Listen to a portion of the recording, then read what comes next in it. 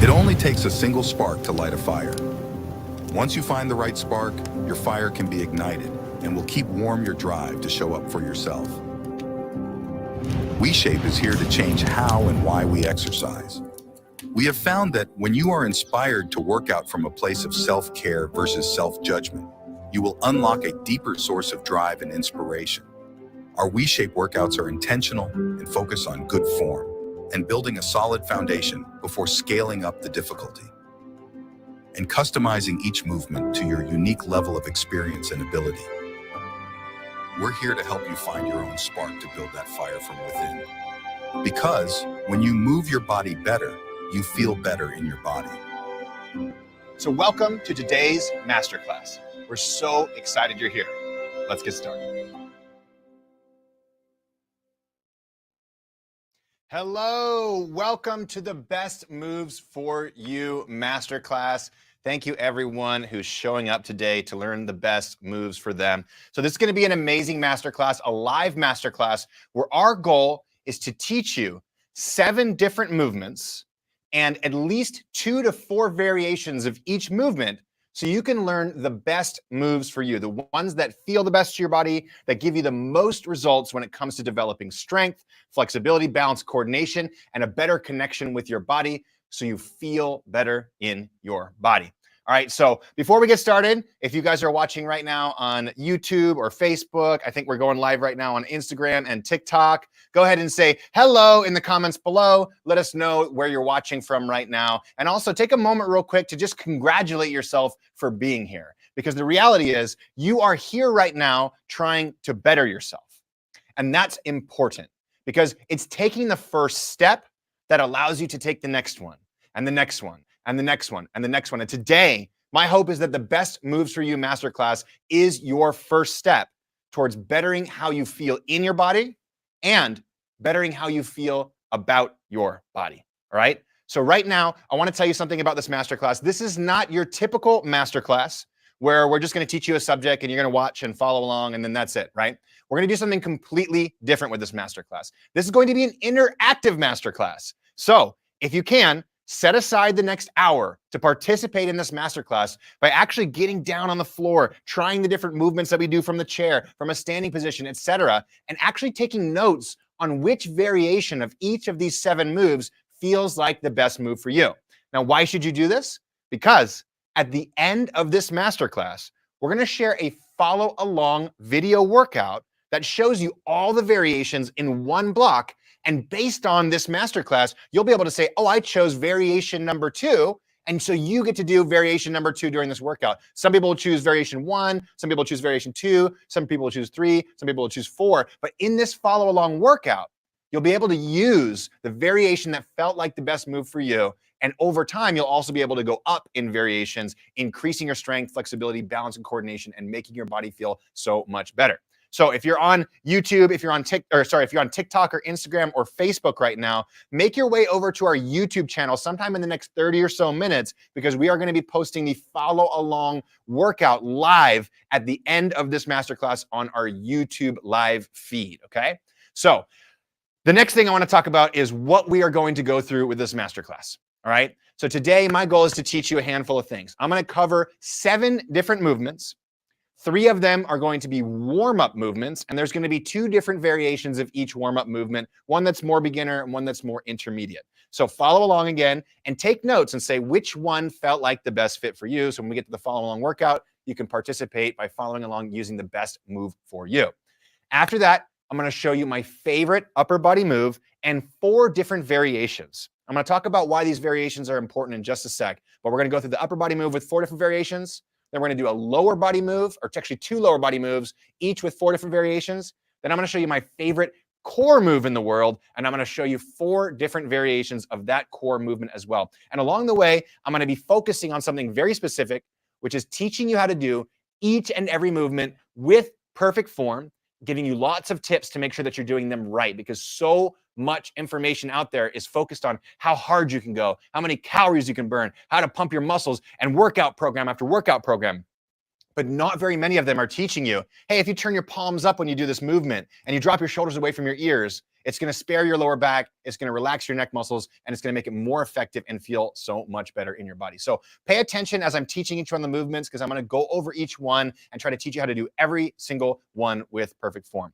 And then after we go through all these movements and variations, then we're going to get to the follow along workout, like I said, where you can follow along and actually use the variations that felt like the best moves for you. So this is going to be a really fun masterclass. I'm really excited about getting started on this. And we're going to get started in just one sec. Before we do, though, I want to talk about WeShape's philosophy.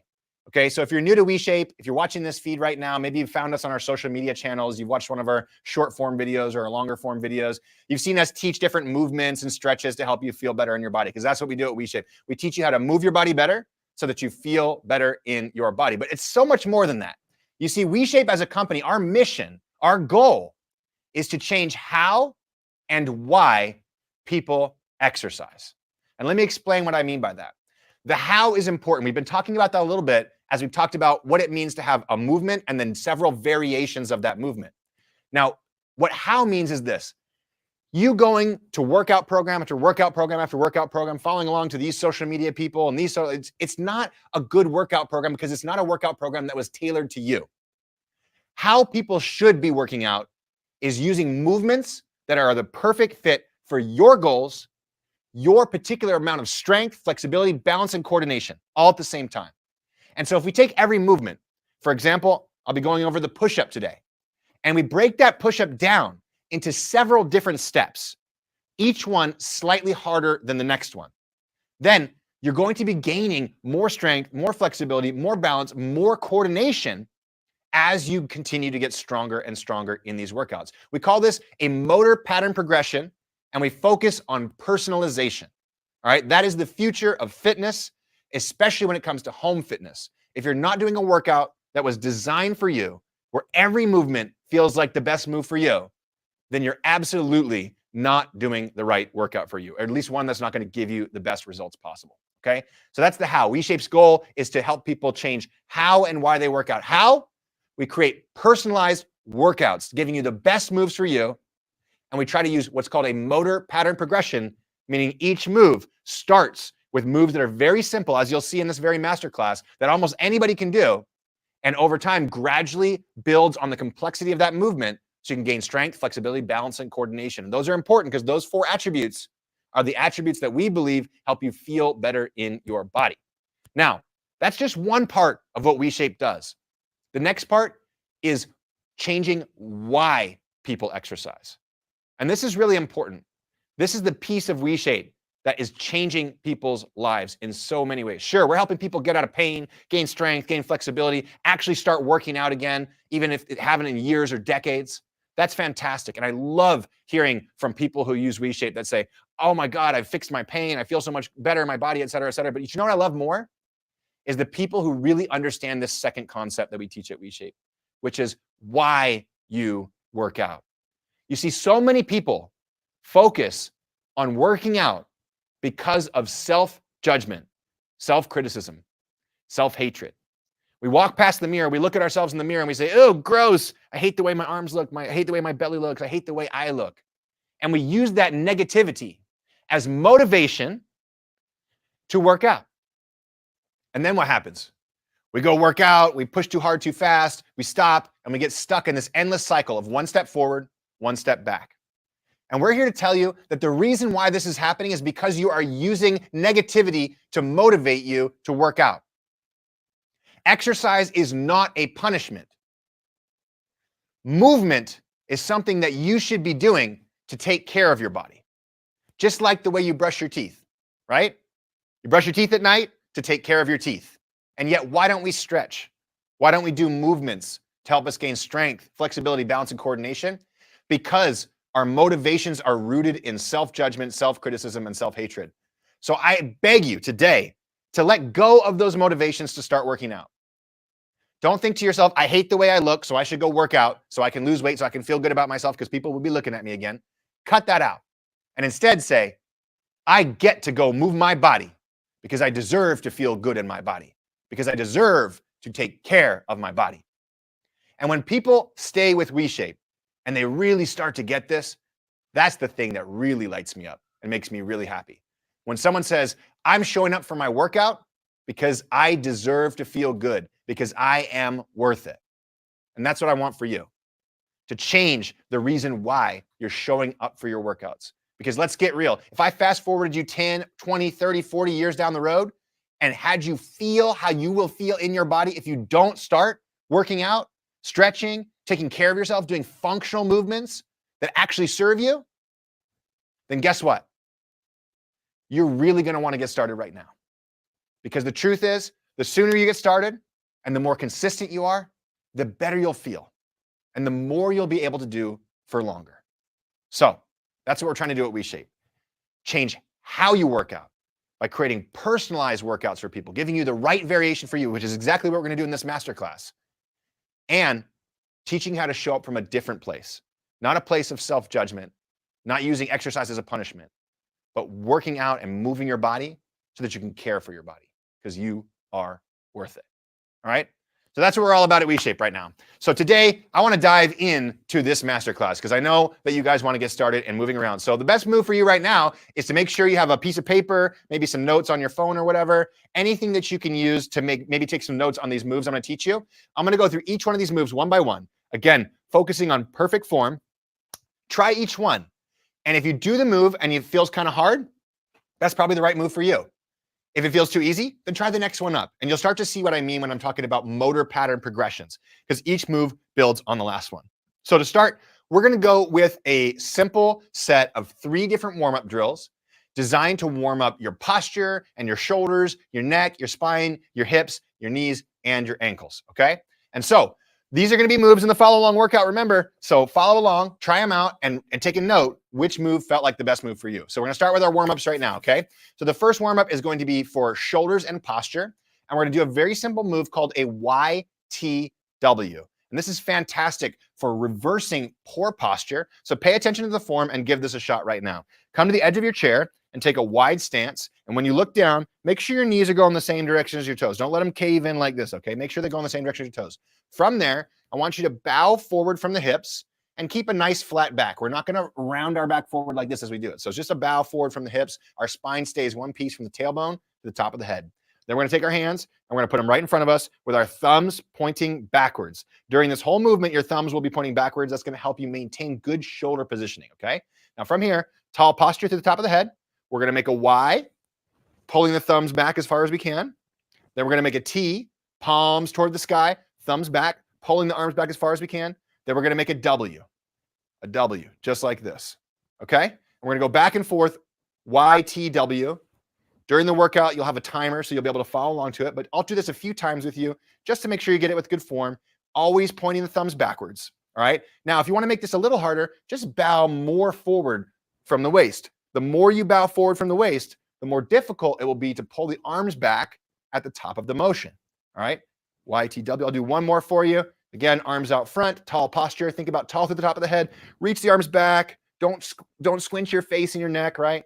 T, relax your neck, relax your face, and then W, all right? This is a great beginner movement for so many people. If it even feels too hard for you, you can even come more upright and don't go as much in range of motion. That's totally fine. Now, if that was too easy for you, we're going to do this in a standing position, and we're going to hinge forward from the hips, okay? So for the standing position, you're going to do the same thing. Imagine I'm sitting in that chair still, and I'm going to come forward through the hips. I can take a wide stance with the toes turned outward a little bit, bow forward through the hips, and the arms come forward, just like we were sitting in the chair, okay? And again, no rounding of the back as we do this. Now we're going to make a Y. All of a sudden, we're going to feel the entire spine from the tailbone all the way up to the shoulder blades and the neck light up, right? Then we're going to make a T, palms back, right? Thumbs back, palms toward the sky, and then a W, just like this. So this is our level 2 variation that we can try out. So if the first one was too easy, then this can be the variation for you as you do the warm-up in the follow-along workout at the end of this masterclass. Now, one more note here. If this is still too easy for you, you can just hinge forward from the hips even more.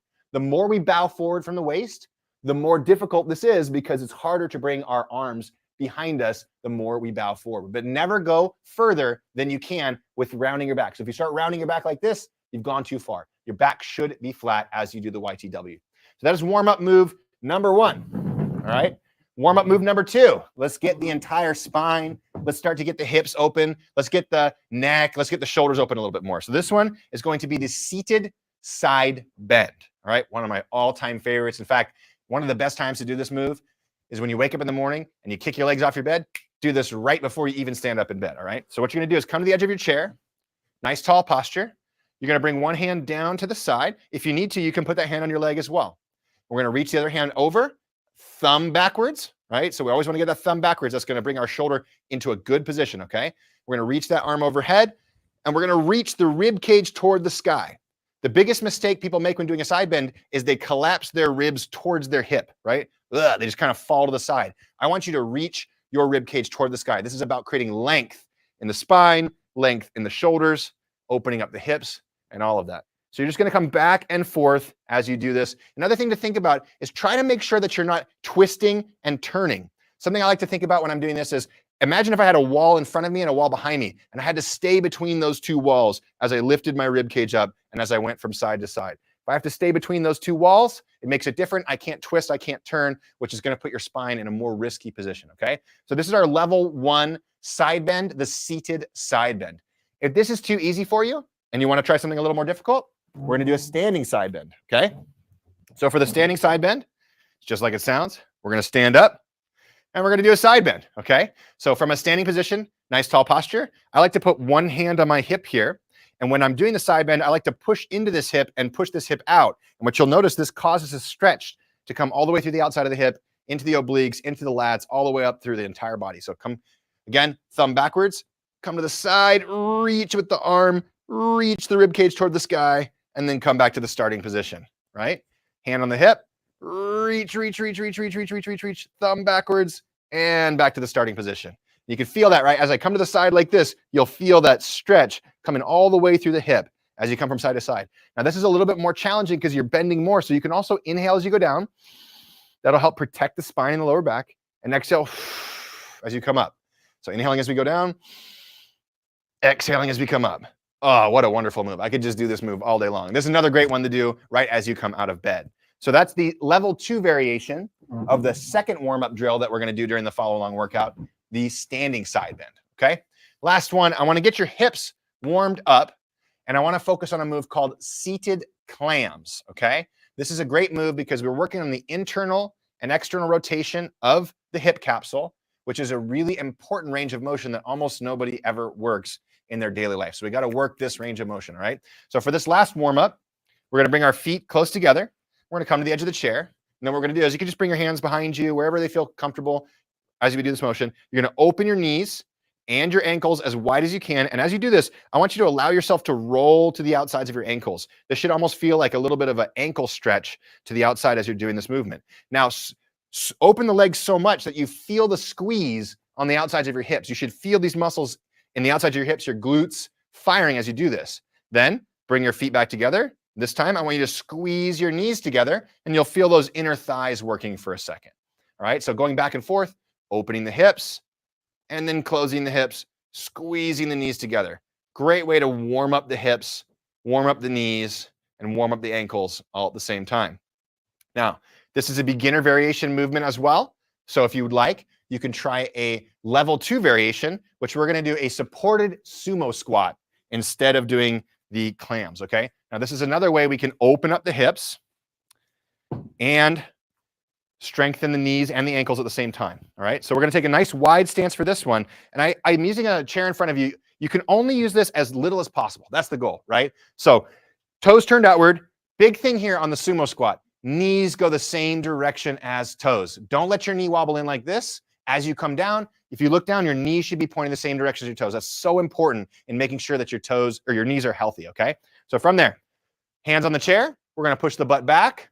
We're gonna keep the weight on the heels. We're gonna drop the hips down. We're gonna see how deep we can go. If it's just to here and then back up, that's totally fine. We can just keep a small range of motion, opening the hips and coming back up.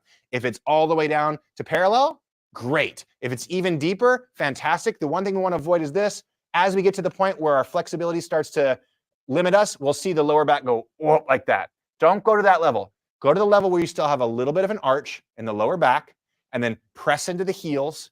Use your hands for support as you go back and forth on the sumo squat. This is such a great move for opening up the hips, strengthening the hips, getting the knees warmed up, getting the ankles warmed up, all at the same time, okay? So that's our level 2 move. Again, the depth that you go kind of dictates how difficult this is. So only go as deep as you feel comfortable. Remember, this is not the workout. This is the warm-up right now. So we're just trying to get the body feeling good. So that's our level 2 variation of the hips and knees doing the supported sumo squats, okay? So now let's talk about the 3 different moves that you're gonna find in your workout, all right? The first move is gonna be an upper body move, and it's a classic upper body move, but it's a little different because not very many people teach the progression of this upper body move. So what we're gonna learn today in 4 different levels is a move called the push-up. Now, a lot of people out there are like, oh, I can't do the push-up, my shoulders hurt, I can't do the push-up, my wrists hurt, I can't do the push-up, it's too hard. Don't worry, we're gonna find a variation for you. That's what this masterclass is all about, the best moves for you. That being said, everybody needs to strengthen this motion right here, pushing the arms forward like this, and also engaging the core. So for the first variation of the push-up, we're gonna do a level 1 drill called a seated thigh push-up. And this is something that everybody should be able to do in a way that feels good on the body, but pay close attention to these form cues because they're gonna carry throughout all the variations I'm gonna teach you of the push-up leading to the full push-up, okay? So to start, you're gonna come to the edge of your chair and you're gonna do a nice wide stance, again, with the knees pointing the same direction as your toes. You guys are gonna hear me say a lot of stuff over and over again. That's really important to proper movement because remember, when you move your body better, you feel better in your body. And that's what we teach, okay? So with the seated thigh push-up, what you're gonna do is this.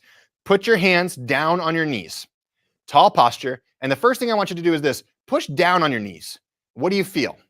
The first thing we should feel is a little bit of the muscles underneath our armpits, right here, the lats, the serratus anterior, and even our core start to fire a little bit. So just push down on the knees with the flat palms, feel those muscles fire a little bit, okay? Now, we're gonna do a push-up by bowing forward from the hips, keeping those palms pushed into those knees, and then pushing back up by pushing down against those knees and extending the arms all the way.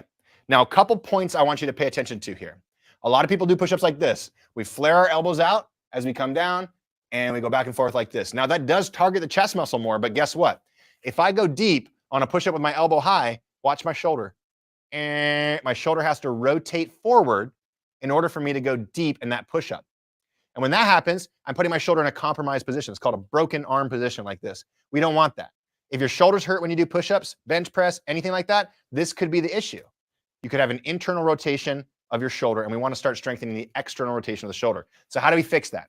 Instead of letting our elbows flare out, we drop our elbows towards our sides, and we keep them at 45 degrees or less. So again, remember, lats and serratus fire, pushing our hands into the surface. Then we bring the elbows down as we come forward. And then as we push our hands against our knees, we can also do this. We can fight it. We can fight it by pushing our body forward. So if I squeeze my abs and push my body forward as I'm trying to extend my arms, I'm gonna make this move a lot harder on myself. And at the very end, the final point here to keep your shoulders safe is I'm going to turn my elbow pits up and toward the sky. So the pits of my elbows are pointed toward the sky. My elbows are pointed towards the ground, right? So instead of pressing up and finishing where my elbows are sideways, or oftentimes people do these where the elbows are pointed up, my elbows are pointed towards the ground. So I'm almost twisting my shoulders down into the socket like this as I do the push-up. So again, I'm gonna inhale down and I'm gonna exhale up. If you do this right, you can make this move an amazing move because of a few different reasons. One, you control the tension. How hard you push forward with your core muscles is how hard it's gonna push against your arms.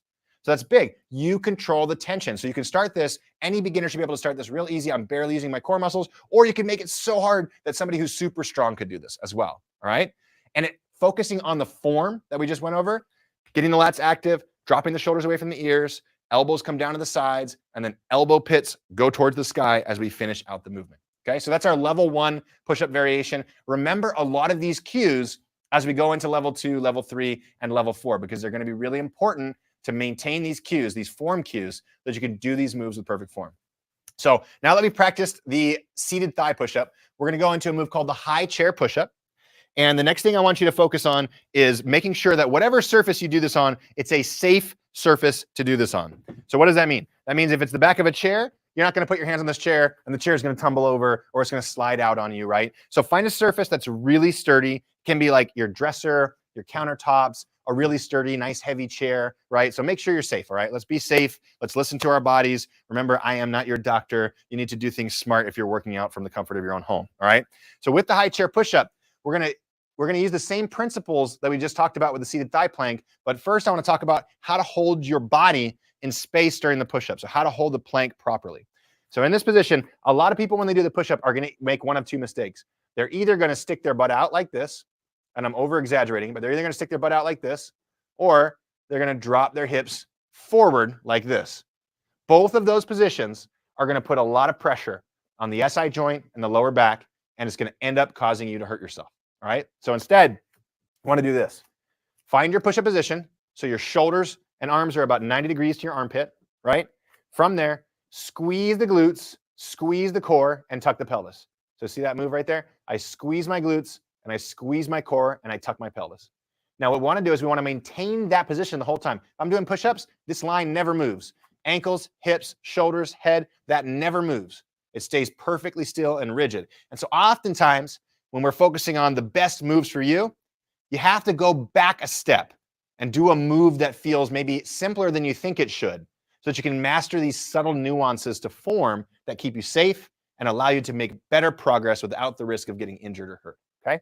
So again, squeeze the glutes, squeeze the core. Now from there, you're gonna drop the elbows back by your ribs while pushing into the chair. So I'm still pushing into this chair really hard, almost like I'm trying to pull the chair backwards. That's what's gonna make me feel that lat tension, that core tension that we talked about when we first did the seated thigh plank or seated thigh push-up. So from here, elbows come back towards the ribs. We're gonna come down as deep as we feel comfortable. If we can tap our chest, great. Then we're gonna press into the chair and come back up. So remember, elbows come down to the sides, shoulders stay down away from the ears. We're using all the muscles from the lats, the serratus, the chest, the triceps, the shoulders. Everything's working in unison to be able to accomplish this move. Now, if the seated thigh push-up felt too easy, but this feels too hard to go all the way down, then you can just go halfway down, right? Listen to your body, do the repetitions that feel good. Another thing to consider too is the higher the surface, the easier this will be. So if I have a chair that's even lower, it's a little harder. If I do this on a wall, then it's a lot easier, all right? So this is the variation I want you to focus on for level 2. If this feels good to you, then we can go on to level 3. It's a real easy change up for level 3. We're gonna flip this around and we're gonna do a low chair push-up, all right? So a lot of the things we do at WeShape is teach people how to go from, man, I can't do any of this, to, wow, I can actually do push-ups again by taking you through gradual steps. Again, this is called a motor pattern progression. And when you do this properly, it actually trains the body in a way that's really important, because we start with developing mind-muscle connection like we did with a seated push-up, seated thigh push-up. Then we start to work the motion in a higher position that's safe, where we can practice good form. And then we slowly change the angle, which makes the movement harder, which keeps you safer, stronger, more flexible, etc., without the risk of getting injured. This motor pattern progression is such a key to proper working out and making sure you have the right moves for you, the best moves for you. So for the low chair push-up, hands come on the push-up like this, fingertips turn to the outside. That's gonna help you spare your wrists a little bit. And the reason why is this: if I put my hand flat on a chair, you can see I've got this 90-degree angle between my wrist and my hand. If I put my hand to the outside of the chair, then what actually happens is I got this 45-degree angle between my wrist and my hand. So by putting your hand to the outside of the chair can spare your wrist quite a bit. Same thing here, finding that perfect push-up position, squeeze the glutes, squeeze the core. Now, don't let the shoulders shrug up, all right? Remember, think about tall at the top of the head, drop the shoulders down, press into the chair, and then bring the elbows down by the hips. Inhale as we go down, exhale as we go up. And we're gonna go slow and controlled on these push-ups. Inhale as we go down, exhale as we go up. And as we get to that top position, remember, we're not rolling our shoulders forward like this. We're turning our elbow pits forward like this, spiraling our hands into the shoulder sockets, all right? Spiraling the hands into the shoulder sockets to keep the shoulders significantly safer, all right? So if this variation feels good for you, this is our level 3 variation for today for the workout. Go ahead and follow along to the low chair push-ups. Now, I'm gonna come into the floor. I want to talk about something real quick too. If any of these variations end up hurting your wrists, there's a couple solutions for you, all right? Again, I showed you if you turn your fingertips to the outside, it often takes some pressure off your wrists. Another option for people to try if they're at home, they don't have any equipment or anything, is you could try doing them on your fists or your knuckles on a nice soft surface to make sure that your wrists are neutral. Because the reason why people's wrists hurt a lot is because their wrists are bent backwards, right? So having a neutral wrist can feel better. And perhaps my favorite option, and there's no brand that you should purchase or anything that you need to focus on, right? Is literally go to Amazon. You can find a pair of push-up handles for less than $10, like $5 or $6 last time I checked. And what's great about these push-up handles is they keep your wrists neutral. So if I do push-ups and my wrist is in that neutral position, my hands are on the ground like this, it's going to spare my wrist. It's going to make me feel a whole lot better. So this is for people with wrist pain. You don't have to do this. I'm perfectly happy with people putting their hands flat on the ground. But if that causes too much pain and discomfort, please use one of those options to make sure that you're not causing injuries in your wrists and overstretching your tendons because you're not flexible enough. Okay, the last variation on the push-up that we're going to do today is the push-up. All right, so this is going to be exactly like the high chair push-up, exactly like the low chair push-up, but we're going to do it on the ground. And I want to make sure that everybody remembers something really important is to not flare the elbows out. It's really easy to go back to a pattern of flaring those elbows out because it feels a little easier to do push-ups when the elbows are wide. But if the elbows are back towards the body, it might feel a little bit more challenging, but it's better for you to scale backwards and do a level that's a little bit easier than you think. Because if we flare those elbows out and put the shoulders in a bad position, then you're going to end up hurting yourself, okay? So go backwards. Don't be afraid to go backwards, all right? So find your push-up position, hands on the ground. We want to keep those hands active, right? Squeeze the ground with those hands. Squeeze the glutes, squeeze the core. Find your good push-up position, okay? From there, elbows go back towards the hips. Remember, they're going to be 45 degrees or less. Come down as deep as we can, if we can. Touch our chest to the ground, and then press back up. Turn the elbow pits forward at the top, right? Elbow pits forward. We're not rotating them down like this, like that. Super duper important, all right? Inhaling as we go down, exhaling as we go up, all right? So that is our push-up, our fourth variation, all right? Make sure we're focusing on spiraling those elbows forward like that because it's so dang important to get your shoulders into a good position and start working all these muscles around the lats and the core. Again, spiraling those elbows out. I'm wearing a black shirt, so I'm showing you like 5 times. This is the pit of my elbow. Spiral that elbow forward like you're trying to twist your hand outward like that. All right, that's going to keep your shoulders safe and make your body feel a whole lot better. All right, so that is our first move for the workout is the push-up. Now we're going to go over 2 lower body moves, and each one of these, I'm going to show you the same type of progression by showing you 4 different levels. So as you can see, we just did 1 move already, the push-ups, right? And we did 4 different levels. At WeShape, we actually use a lot more than that. I think we use like 10 or 12 levels for the push-up. So we have even more micro progressions in between each step. We have easier ones and we have harder ones as well. But you can see this motor pattern progression is such a fantastic way to work out because everybody can do a push-up. My grandma can do a push-up, and somebody who's really strong and fit can do a push-up. And while their push-ups might not be identical push-ups, they're still working this functional movement pattern, which is essential for the human body. All right, so that's what we teach at WeShape, motor pattern progressions to help you learn how to move your body better so that you feel better in your body. So you can gain strength, flexibility, balance, and coordination and do all the things that you want to do in your life for as long as possible, because that's what it's about. It's not about looking in the mirror and feeling really happy about yourself. It's about being, older than you are right now and actually saying, wow, I can do more than I could do before. I can do the things that I want to be able to do with my life because that's what brings me joy. That's what helps me stay healthy and fit for the long haul. All right, so let's do these 2 lower body moves, and then we're going to get to my favorite core move. And don't forget, if you guys are watching on Facebook, Instagram, or TikTok, make your way over to our YouTube live feed that's happening right now because we're going to be hosting a follow-along workout that uses all of the movements from this masterclass over on the YouTube feed once we get done with all of these different movements, okay? Oh, Facebook too, yep. Jump on over to the YouTube feed. Oh, you mean Facebook is hosting? Okay, Facebook and YouTube are hosting the follow-along workout if you want to get to one of those platforms. Oh, that's a great question. So we got a question real quick on how wide your hands should be.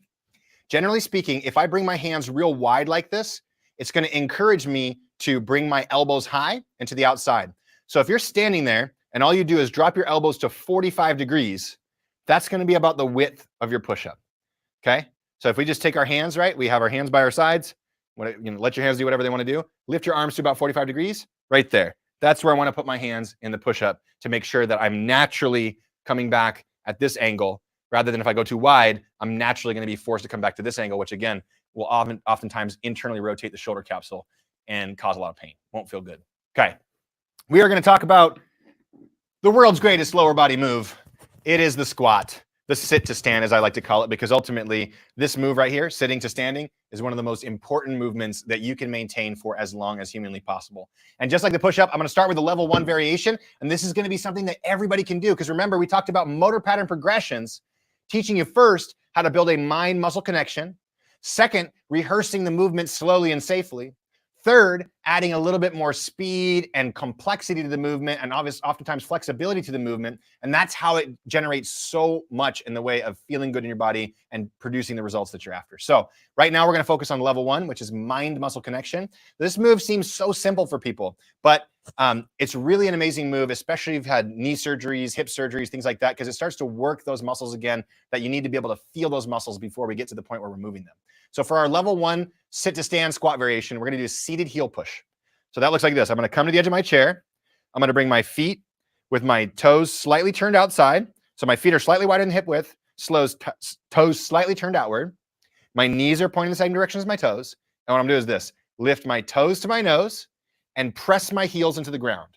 Now, the way I should feel this is almost like, imagine I'm trying to push the chair backwards, and I'm trying to also extend my hips at the same time. So goal should be, can you feel your quads fire? That's a bit easier. That's something that most people can do pretty easy. Can you also feel your glutes fire as you're pushing your heels into the ground? So for this movement, what we're going to do is this: toes stay up to the nose, but we go heels pushed and then rest. That's it. Heel push, squeeze the quads, squeeze the glutes, and rest. Heel push, squeeze the quads, squeeze the glutes, and rest. So we're not creating any motion. We're building the mind-muscle connection with the quads and the glutes, which are the muscles that really help the squat happen, okay? So this is our level 1 variation, the seated heel push. Now next, we're going to do what's called a supported sit to stand.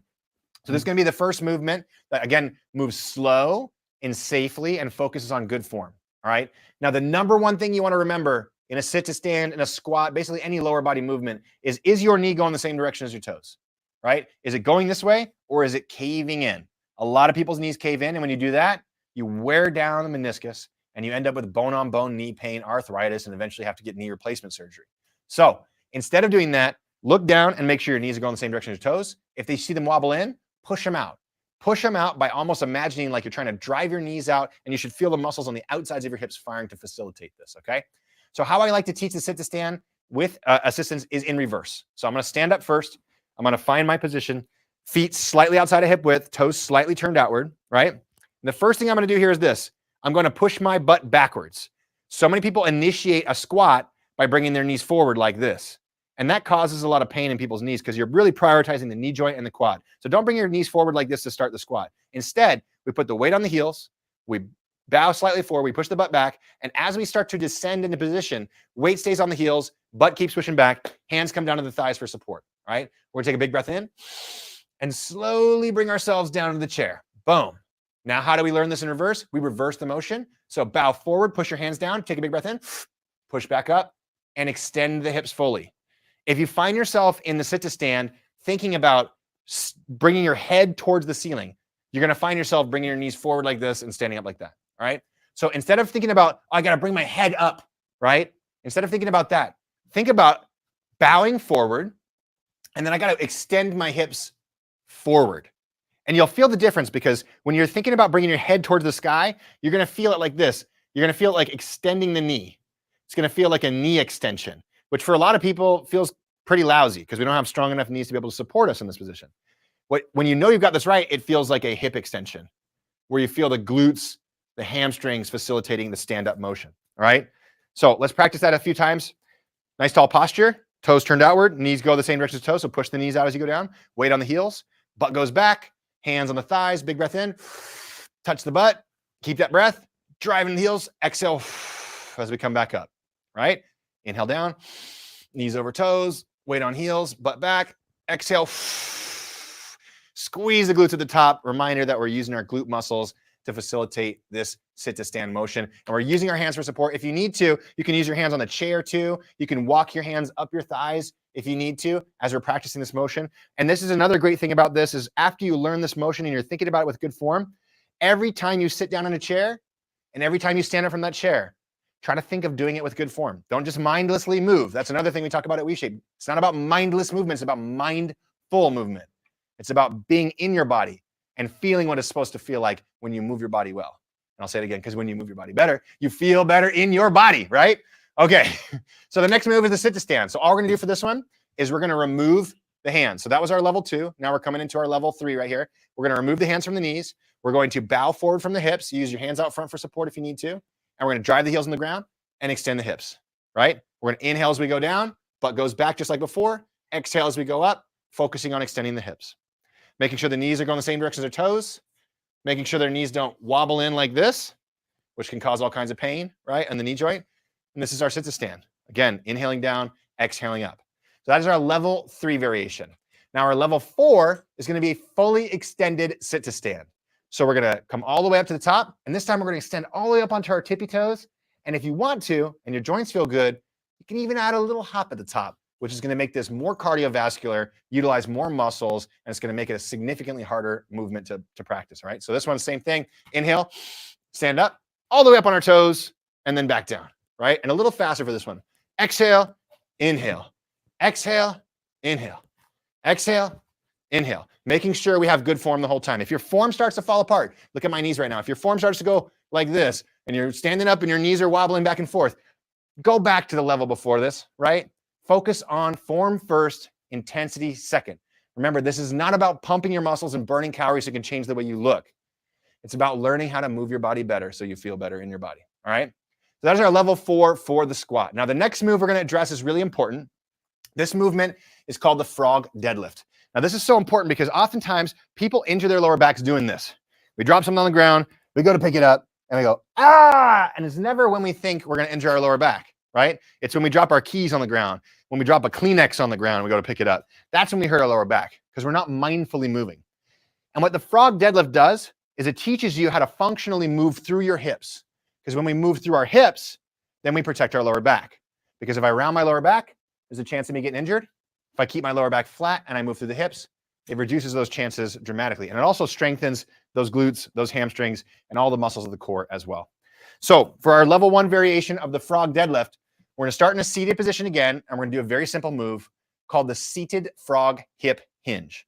Now, this is a really important move because it's going to teach you how to fire your core, and it's going to teach you how to stretch your hamstrings in a seated position. So nice tall posture at the edge of your chair. Are you noticing that all of these level 1s can be done from a chair? Pretty cool, right? So then we turn our toes out, knees nice and wide, tall posture. You can either have your hands on your thighs, or if you want, hands over here, hands to the side, whatever feels good for you. What we're going to do is this. We're going to bow forward from the hips, keeping the back flat until we start to feel like our back is going to round. The moment we feel our back go like this, that's as far as we can go with our current flexibility. So come down as far as you can. As you're coming down, big inhale. And then what do? Press into our heels and extend our body back to the top position and exhale, right? So it looks like this.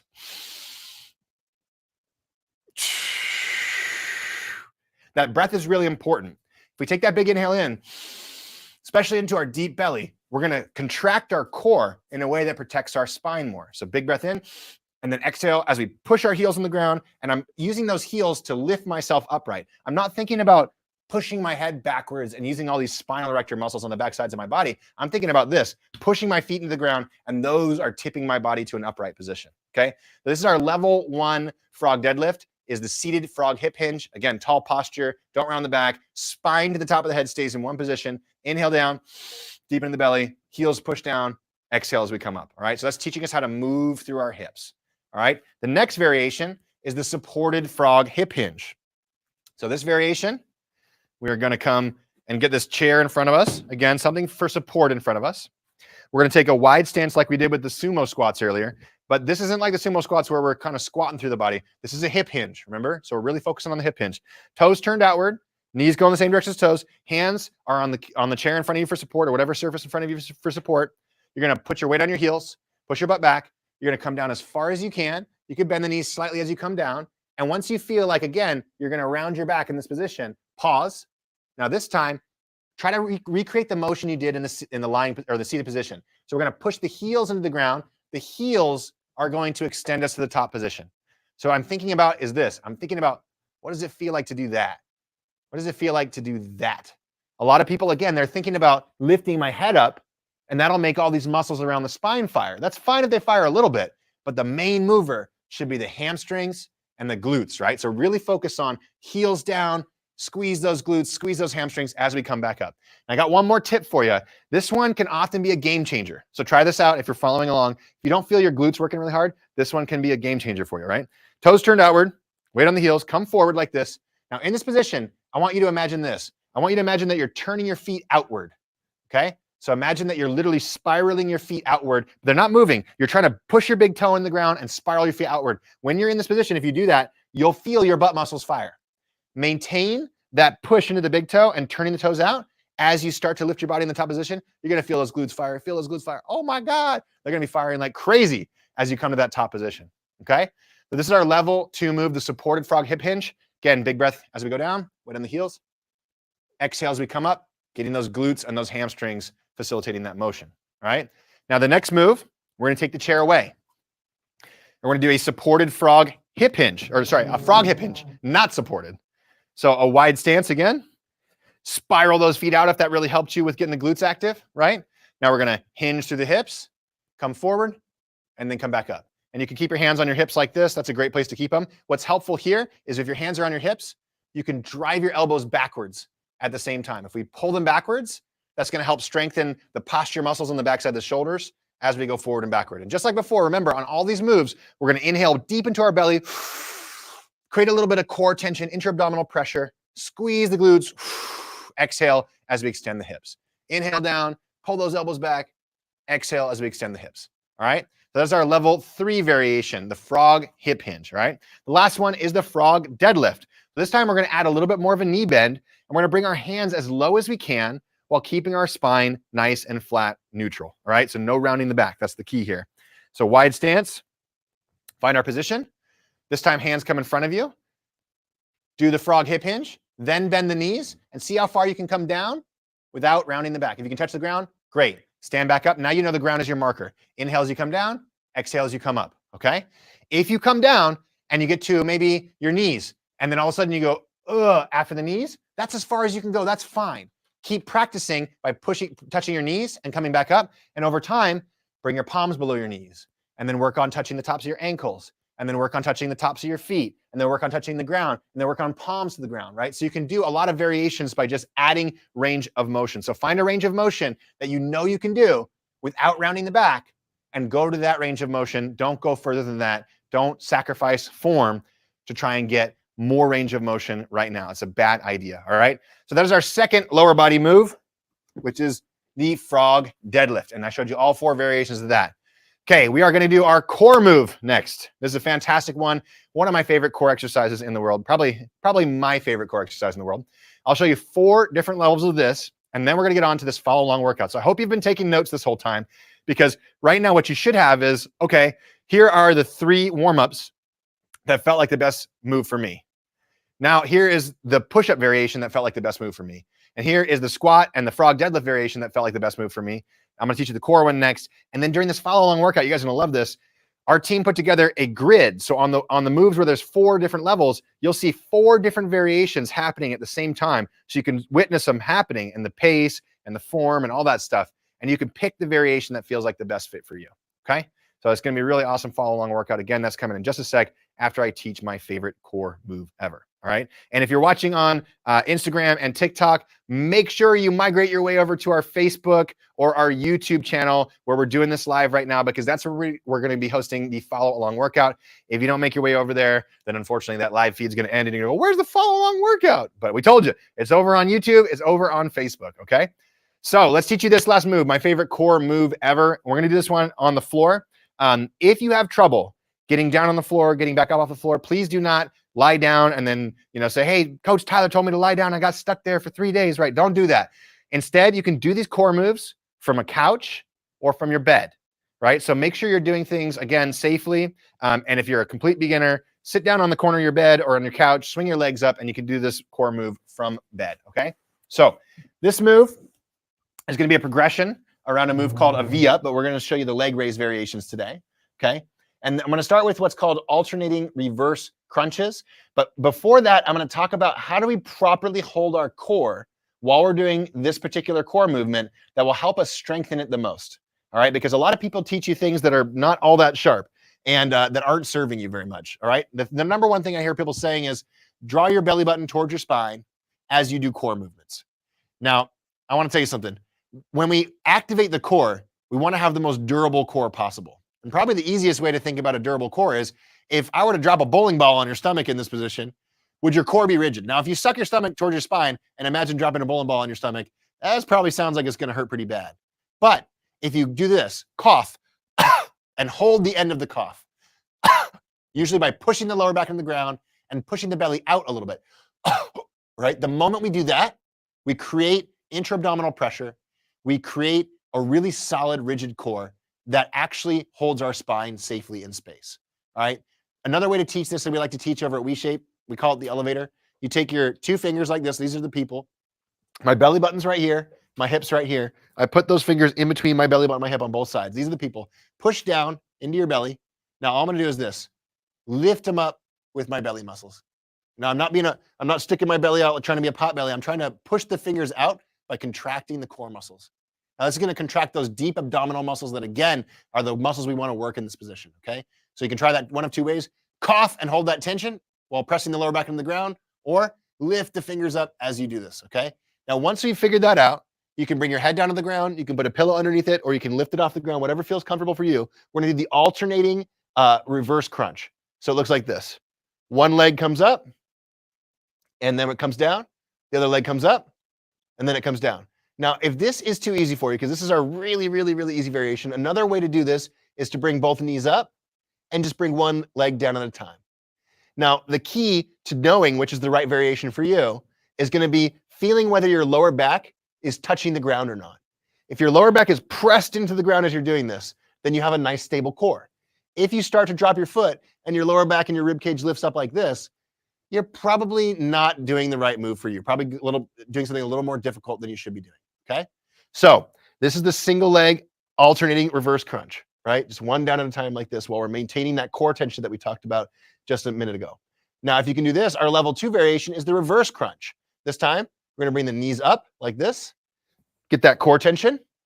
This time, I want you to go palms toward the sky, fingertips driven away from your ears, okay? So not palms flat like this. This is poor shoulder posture. We want palms toward the sky, fingertips away from your ears. Now what we're going to do is we're going to drop the heels down and come back up. And our knees should stay at about a 90-degree angle, okay? Inhaling down, driving the lower back into the ground, exhaling up. If this is still too hard, but the other one was still too easy, you can just drop the angle a little bit. Just go to an angle like that. The more we extend the angle, the more challenging this becomes, all right? So this is our level 2 variation, the reverse crunch. How do we make it harder? We extend the angle. So level 3 is going to be a slightly bent leg raise. And I'm going to move the hand position on this one. I'm going to have you make a diamond, and I'm going to have you put that diamond underneath your tailbone like this. And then what that's going to do is it's going to encourage the pelvis to tuck under, and it's going to encourage the lower back to stay down, which keeps your lower back safer, okay? So from there, we still fire the core, cough, hold the tension. This time, we're going to keep the legs slightly bent, and then we're going to drop the heels down and back up, all right? Drop the heels down and back up. Now, for a lot of people too, when they do this, they get a little click in their hip as their leg comes down like this. Now, if it doesn't hurt, you don't have to worry about that, but a way to make that stop happening is to turn the feet outward like this. So watch my feet. If I'm in this position, I got my knees slightly bent. Now turn my feet outward. So I'm making like a V with my feet, and then come down and back up. And a lot of times that opens up the hips and it gets rid of that hip click. Another thing to think about too is that big breath in as we go down, big breath out as we come up, okay? So that's our level 3 variation. Now our level 4 is gonna be the lying leg raise, all right? So this is the same that we just did before, but we're gonna have straight legs all the way throughout this movement. And I'm gonna show you a couple different hand positions just in case you wanna try some variations for yourself. The easiest, again, diamond underneath your tailbone, like this. Tall posture, push the lower back in the ground, straight legs, toes pointed, coming all the way down as far as we can, and back up while keeping the lower back pushing the ground, right? Inhaling down, exhaling up. Now, to make it a little bit harder, we take that diamond out, palms toward the sky, fingertips away from the ears, and we do our leg raises this way. So a little tiny movement like that makes a big difference. If you want to make it harder still, arms to the outside. If you want to make it harder still, thumbs up over the head as we do the leg raise, okay? So all of those are variations of our level 4. The one that we're going to show you in the follow along is going to be the one with the hands underneath the butt, and we're going to do leg raises, fully straight legs, just like this. What a fantastic move, especially if you focus on activating your core the way I described in the beginning of teaching this particular movement. Okay, so now we've gone through the moves. We've gone through 3 different warm-ups, and I've showed you 2 variations for each, and those are gonna be in the follow-along workout, which again, if you're watching on TikTok or Facebook, we're gonna do the follow-along, TikTok or Instagram, we're gonna do the follow-along workout over on Facebook and YouTube. So make your way over there right now because we're gonna start that in just a minute. We also did the best upper body movement, the push-up. I showed you 4 different levels of that. And remember, all the level 1s are things you can do while sitting in a chair. So our hope is to give you no excuses, right?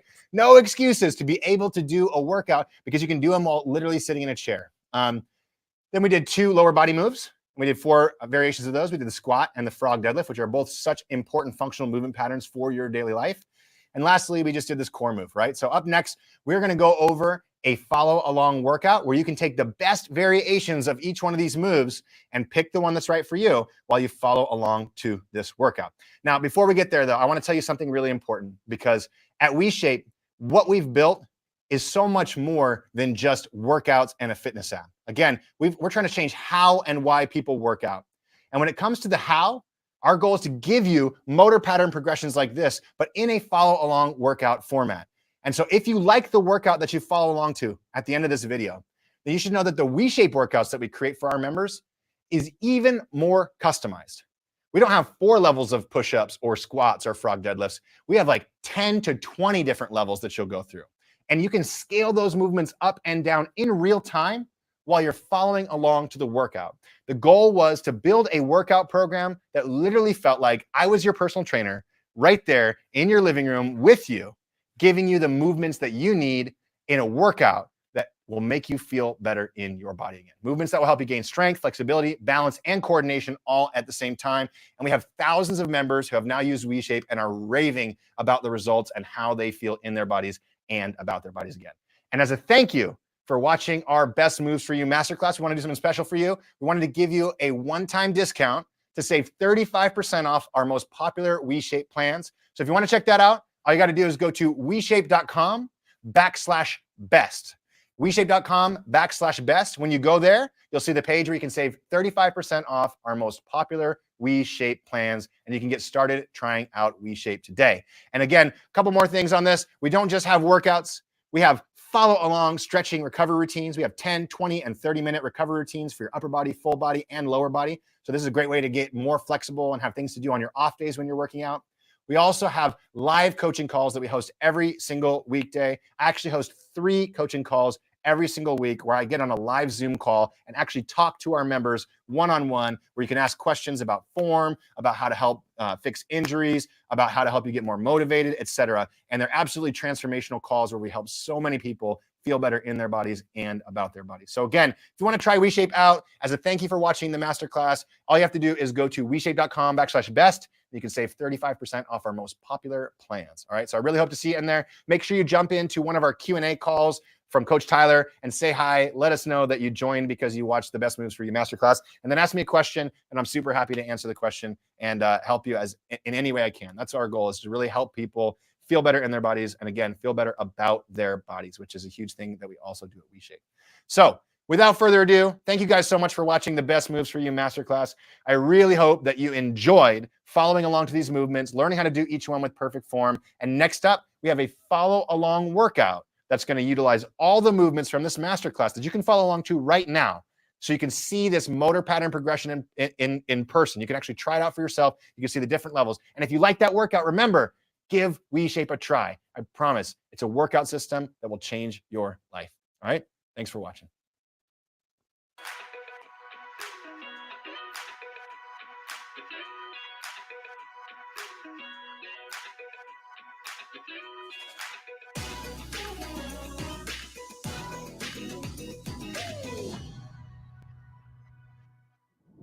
If you want to try the best 30-minute home workout for beginners, then today we are going to give you just that. And when you watch this video, you're going to notice that each movement is going to have 4 different levels and 4 different variations for you to choose from.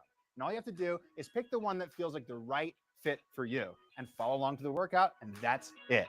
So let's dive in to the warm-up. Get yourself some water, a nice space on the floor, and this will be the best 30-minute investment you make in feeling good in your body, I promise. Coming up, seated YTW.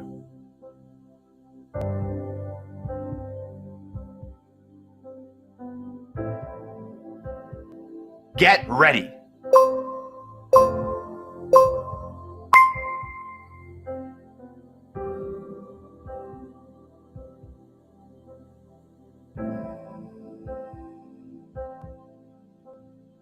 In a seated position, bring your arms in front of you and make a Y, then a T, then a W.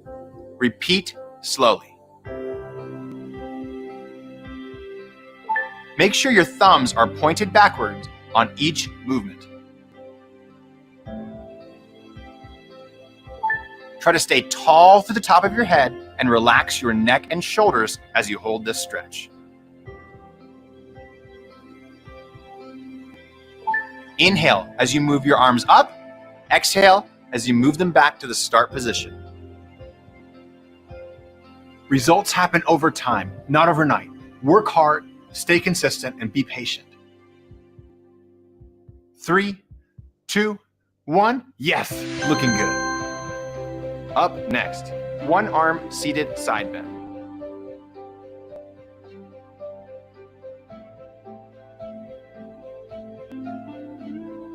Get ready.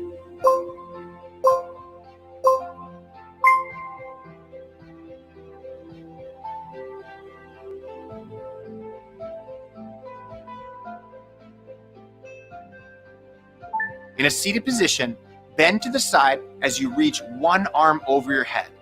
Hold for a moment, then switch sides. You should feel this along the side of your body and in your lats under your arms. Inhale as you reach to one side, and exhale as you come back to center. Make this workout part of your daily routine. Try to stay tall to the top of your head as you move from side to side.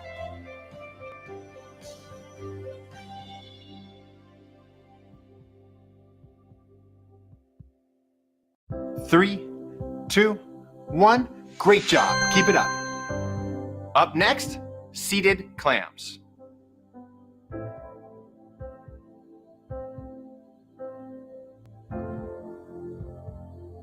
Get ready.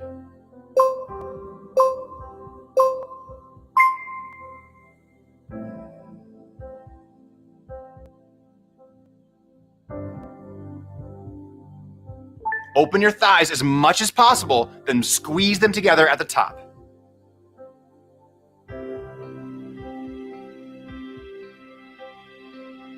Try to stay tall through the top of your head the entire time. The struggle you'll feel today will be the strength that you feel tomorrow.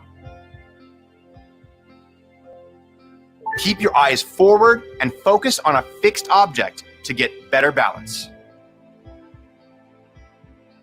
Make sure the chair or surface you're using is nice and sturdy, okay? Safety first.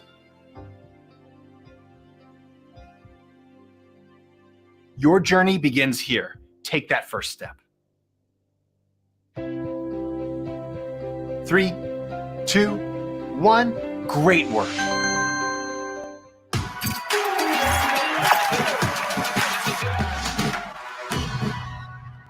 All right, you're already done with today's We-Shape warm-up.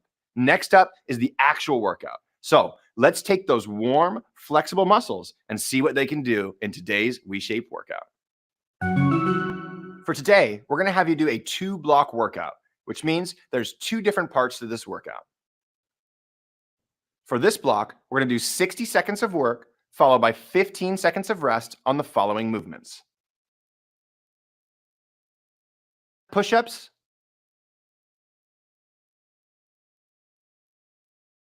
squats, and finally, frog deadlifts. We're going to do this for 3 rounds, so get focused and let's get after today's workout. Coming up, push-ups.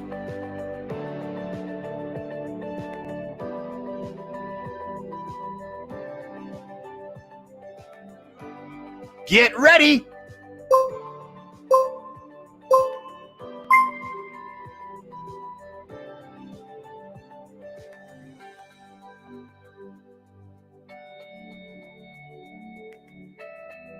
Take a big breath in as you go down and give a big exhale as you go up.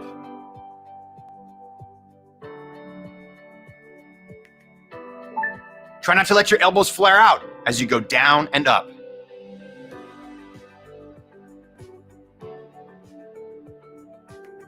If this bothers your wrists, try turning your fingers out to the side, doing them on your knuckles or on a pair of push-up handles. Make sure all the points of your hand are in contact with the surface and grip tightly with your fingers. This is the true fountain of youth. Keep moving. 4, 3, 2, 1, and rest. Up next, squats.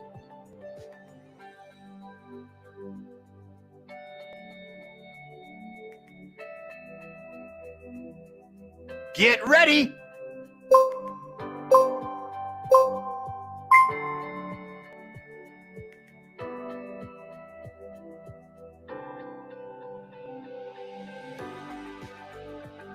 When you look down, try to make sure that your knee is going the same direction as your toes.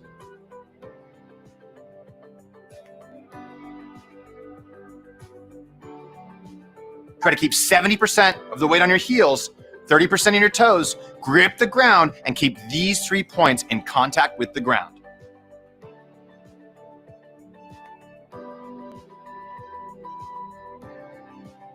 We have more possibilities available in each moment than we realize. Try not to push your knee too far over your toes.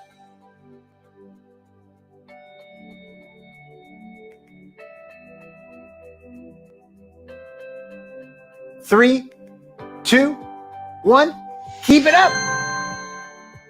Next up, frog deadlifts.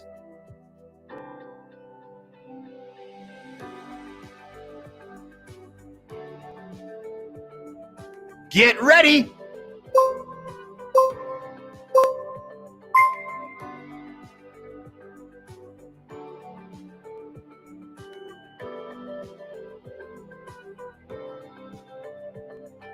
Start each rep of this movement by pushing your butt back and hinging at the hips, not bending through the knee.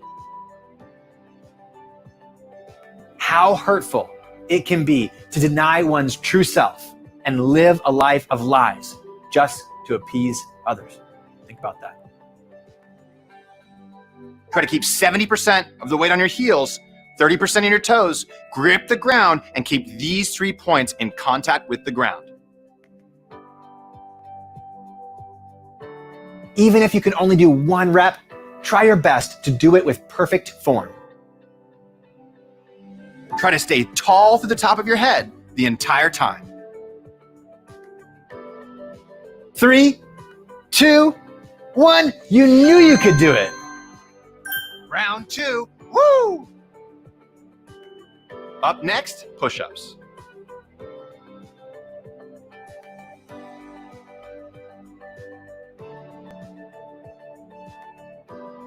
Get ready.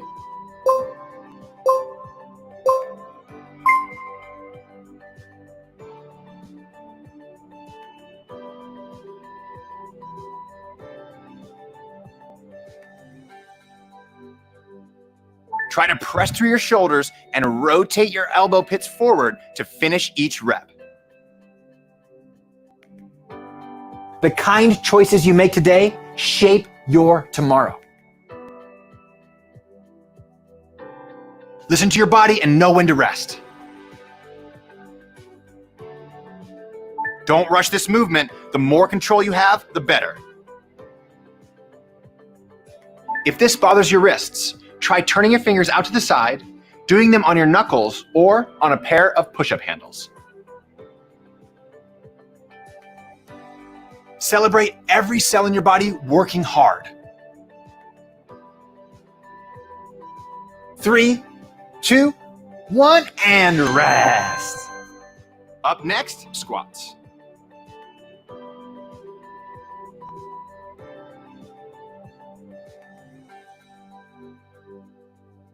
Get ready.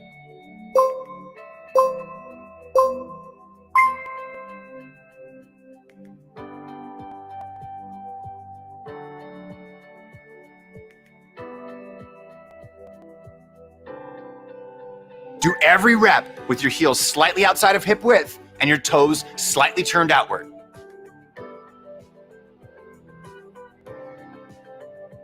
Remember, staying in control is more important than the number of reps you can do. When you look down, try to make sure that your knee is going the same direction as your toes.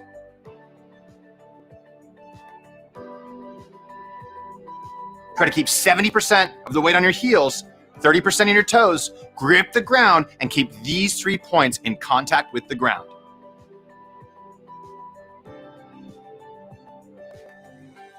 Keep believing in yourself. 3, 2, 1, you made it. Next up, frog deadlifts.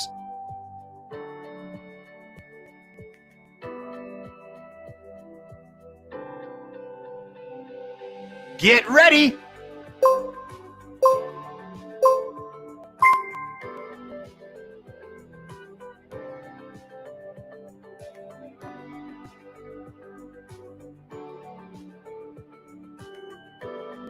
Take a big breath in as you go down and give a big exhale as you go up.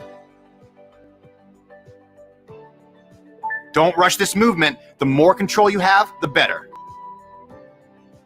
Your journey towards a more loving mind-body connection begins here. Don't round your back. Instead, try to keep your chest up and back flat as you go up and down. Remember, staying in control is more important than the number of reps you can do. Make sure the chair or surface you're using is nice and sturdy, okay? Safety first. 4, 3, 2, 1, and rest. Round 3, here we go. Up next, push-ups.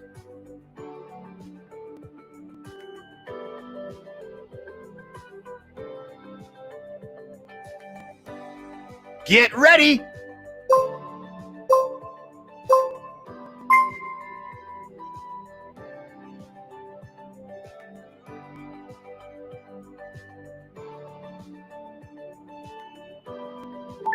Try not to let your elbows flare out as you go down and up.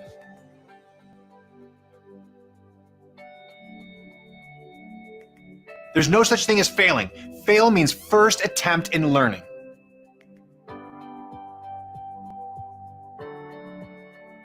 Make sure all the points of your hand are in contact with the surface and grip tightly with your fingers. Try to press through your shoulders and rotate your elbow pits forward to finish each rep. 3 little words: love yourself more. Keep it up. You're almost done. 3, 2, 1. Woo! Awesome job. Up next, squats.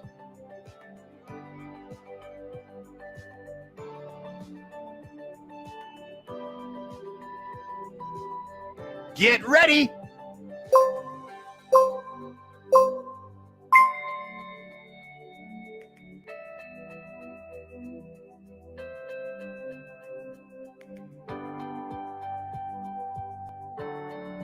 Try not to push your knee too far over your toes.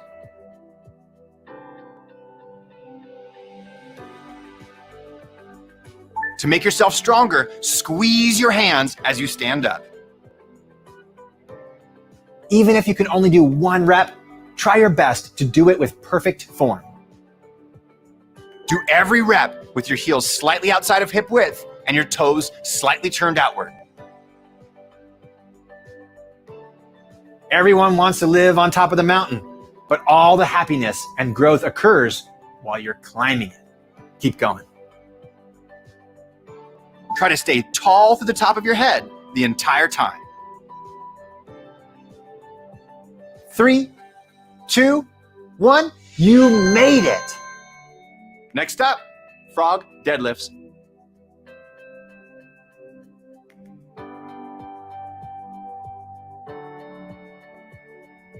Get ready.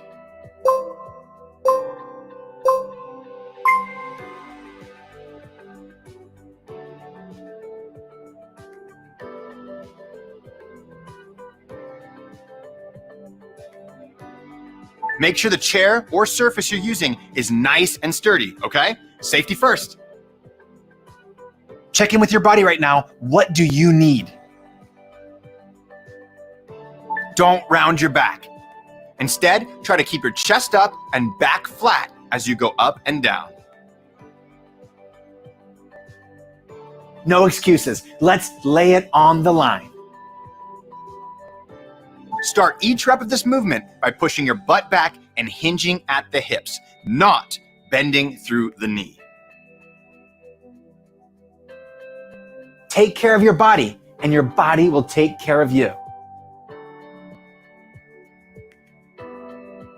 3, 2, 1. You knew you could do it.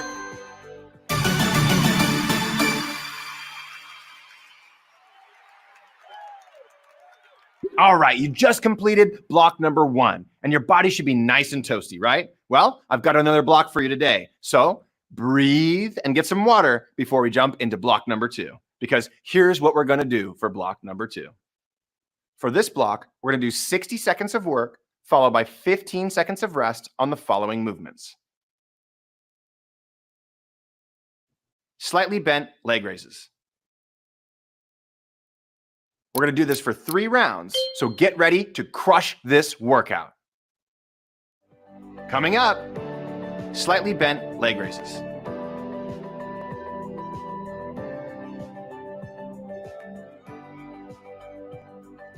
Get ready!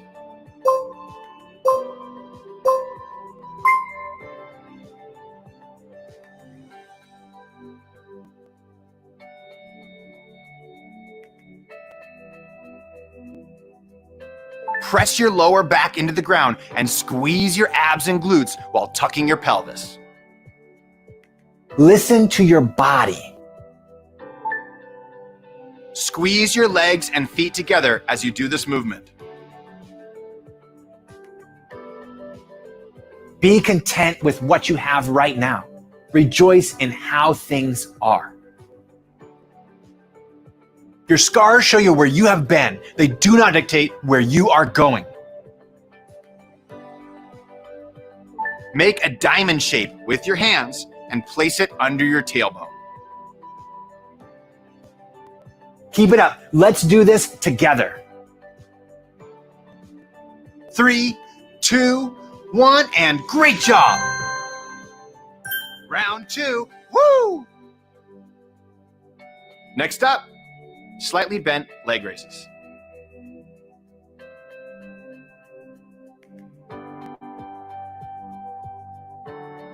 Get ready!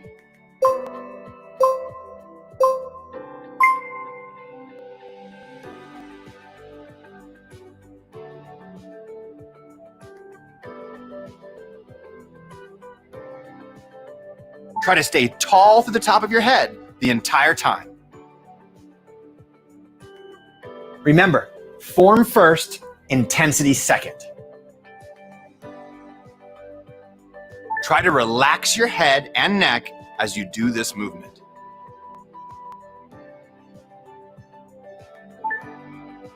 Squeeze your legs and feet together as you do this movement.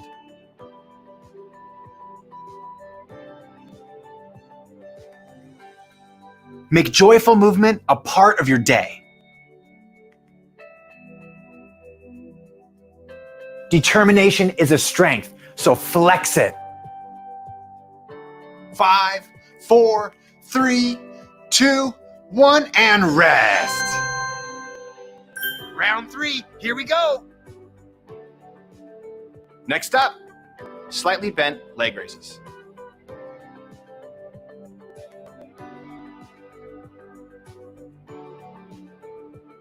Get ready.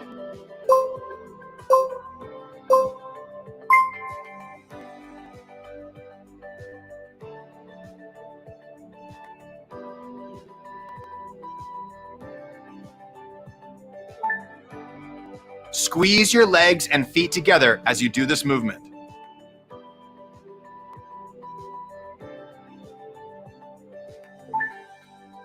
Squeeze your legs and feet together as you do this movement.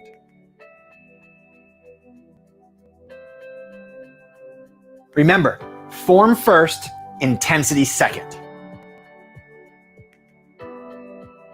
Make a diamond shape with your hands and place it under your tailbone. Press your lower back into the ground and squeeze your abs and glutes while tucking your pelvis. You've come so far already. Don't stop. 3, 2, 1. Yes, looking good.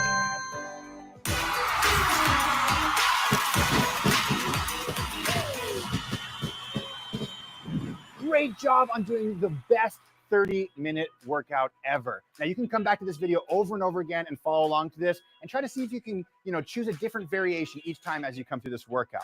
But if you really want the best workout ever, then you've got to try WeShape. These are personalized workout plans where every movement is selected for you based on your goals and your capabilities. But you got to try it for yourself. And the good news is it's free.